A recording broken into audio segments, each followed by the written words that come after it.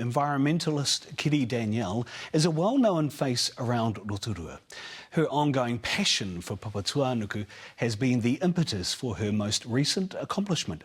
But life hasn't always dealt her a successful hand. D'Angelo Martin reports. Box. Okay.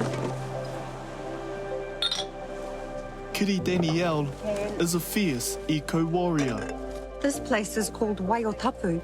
It's sacred waters, and this is the desecration that's happening. She has dedicated her life to cleaning up the whenua and being an awesome mum to her 3 tamariki. So we had the perfect life. Yeah, it was wonderful. But in 2016, her perfect life fell apart.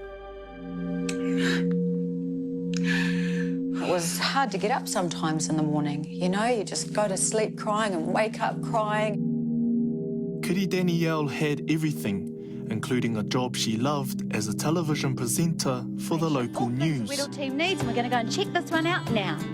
But in 2016, she lost her marital home. My tamariki's papa and I had an agreement for the separation of marital property, and I wasn't prepared for what that would mean for me. Within a month, Kiri had also lost her job and kids. At the time, I was scared of the court system. I was overwhelmed by stories of others who'd gone through it, and they'd had really emotionally debilitating experiences. And it wasn't something I was brave enough to do or wanted to do, really. Living from day to day without a home took its toll. It was not the easiest to come from having a kāinga with my tamariki to not, and to being away from them and staying like couch surfing or staying with friends or whānau.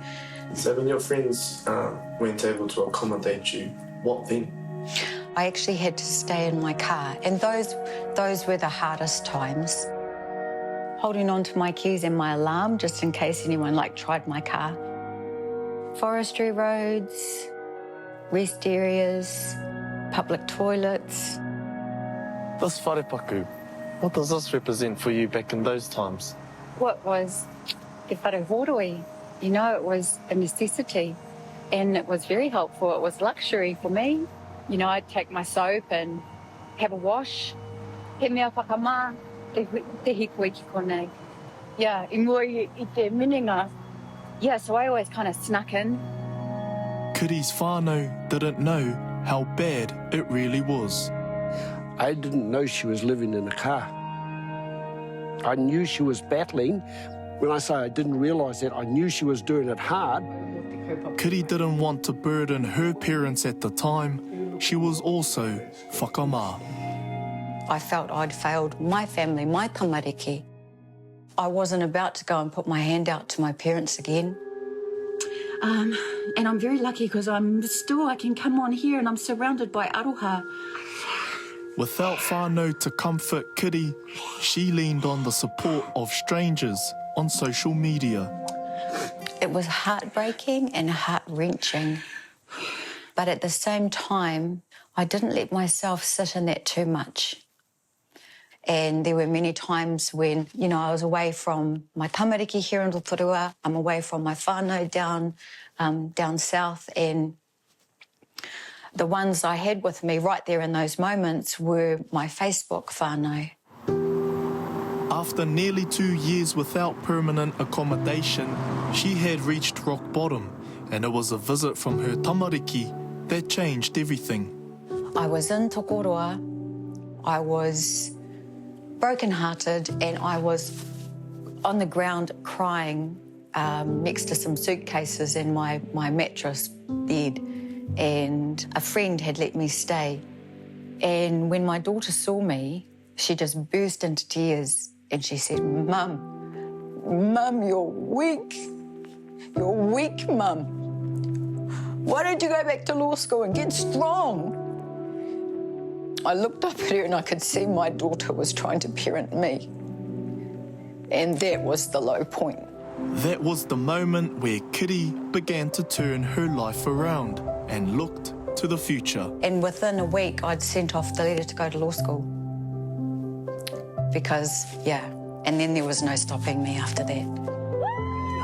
Kiri spent the next 5 years working hard to rebuild her life. Now, all of those things remind me why I should be the best lawyer I can be. I will never look at somebody walking with a mattress down the road or sitting outside a shop and go, ever. I'll go, got you, I know. Last year, Kiri graduated from law school and was admitted to the bar. There were two things I was there for. One was for me and my babies, and so that I could be stronger. The second was for Papatuanuku. And it was her love for Papatuanuku that led to another major step in her new career, becoming the first Māori Environmental Commissioner. I've been very privileged in the position that I've been given, and I don't see that as anything other than a responsibility in a legal sense. How laws are made, how some of them are created when they're in the bill stage, how they go through Parliament, how you can have a chance to influence those. It's the perfect role for her. And so that's what I always lead out with in terms of what I put into my mahi, is that it's got to come i te ngākau i te tuatahi, mai te ngākau. And that means you work kore pūtea, which I do for the Commission. Oh, yeah, it goes like this, my darling. Commissioner or not, Kiri continues to put the mahi in, cleaning up the whenua. Right. You know, this was clean last time I was here, and it's so annoying. This time with a bit of help from her son, Kahutia. My mum's created a legacy. She's a strong, independent Māori woman. She went from homeless to a lawyer. She was a single mother. I just want to make sure that I continue her legacy. For Kahu, this is the mahi that matters. Well, watching my mum pick up all this rubbish like she is right now, it's inspiring. So when the time comes that I'm a man and I've got my own family, I'll instill upon these values, you know, clean up all this stuff, take care of our land, take care of where we live. You know, I'm incredibly proud of my mother. Kiri will continue to do everything she can to make a change.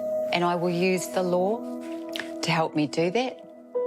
And I will use my pippies to help me do that in the real world, you know, like there's two different worlds. You get out and pick up the nappies and pick up the paru, and then also fight against the inability of the current legal system to honour her correctly.